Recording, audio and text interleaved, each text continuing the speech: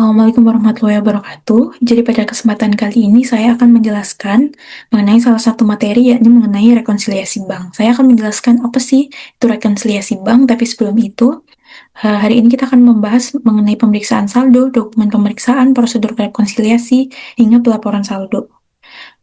Selanjutnya, langsung saja kita ke pembahasannya. Apa sih itu rekonsiliasi?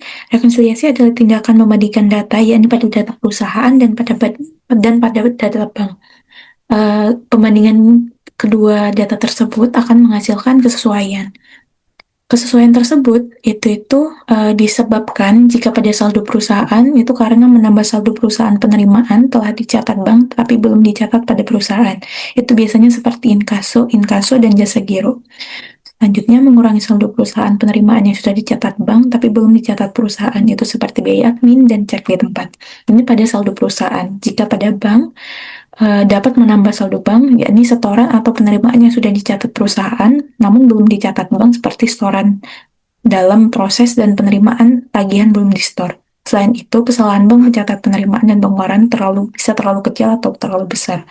Terus selanjutnya, mengurangi saldo bank. Pengeluaran sudah dicatat perusahaan, belum dicatat bank. Contohnya, cek peredaran dan kesalahan lain adalah ketika pencatatan pengeluaran dan penerimaan terlalu besar atau terlalu kecil. Selanjutnya, yakni tujuan pemeriksaan. Kenapa sih harus adanya pemeriksaan? Yang pertama, karena apakah pengendalian internal yang cukup antara kas dan setara kas, serta transaksi penerimaan dan pengeluaran kas.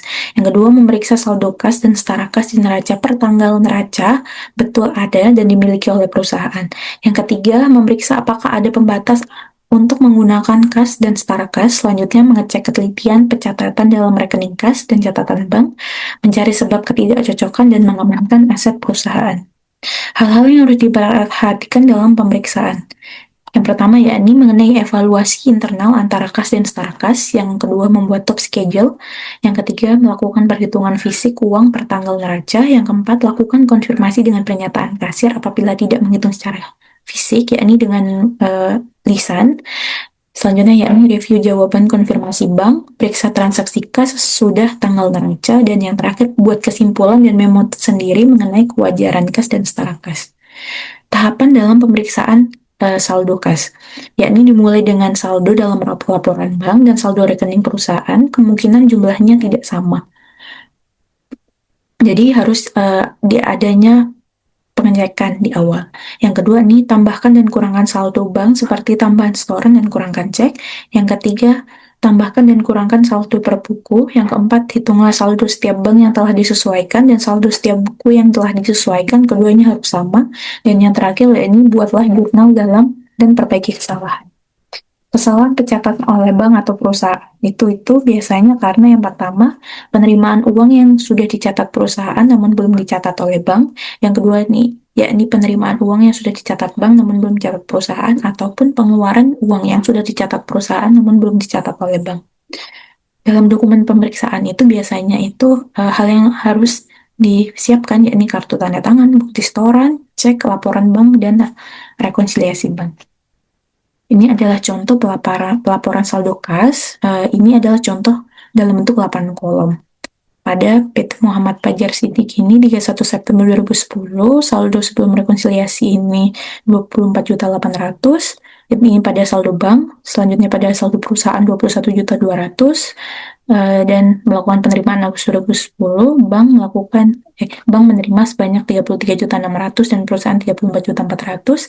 Pengeluaran Agustus 2010, bank 30.400.000 dan perusahaan 21.600.000. Pada saldo 31 Agustus 2010, bank menerima menjadi 28 juta dan perusahaan 34 juta. Itu pada saldo sebelumnya. Setoran dalam perjalanan itu bank menerima 17.200.000 pada penerimaan. Pada saldo awal 31 Juli. Selanjutnya penerimaan Agustus 2010, bank menerima 17.200.000 ini. Selanjutnya ini perjalanan cek pada perusahaan 7.800.000 pada saldo 31 Juli dan penerimaan Agustus 2010 juga 7.800.000. Selanjutnya ini pendapatan bunga, bank menerima 13 juta pada saldo 31 Juli 2010 dan pengeluaran dan melakukan pengeluaran pada Agustus 2020 yakni sebesar 13 juta. Selanjutnya yakni setoran dalam perjalanan. Bank menerima penerimaan Agustus pada 2010 sebanyak 18 juta dan saldo 31 Agustus 2010 bank tetap saldonya yakni sebanyak 18.800.000 dan selanjutnya yakni pendapatan bunga perusahaan menerima penerimaan sebanyak 8.600.000 dan saldo 30 Agustus saldo terakhirnya tetap 8.600.000. Biaya administrasinya pada pengeluaran Agustus 2010 yakni perusahaan mengeluarkan 5.400.000, saldonya 5.400.000 dan akhirnya balance semuanya antara bank dan perusahaan yang 29 juta, pada bank perusahaan 29 juta, bank penerimaan Agustus 2010 juga 35.200.000, begitupun juga perusahaan 35.200.000 dan seterusnya. Ini pada 8 kolom.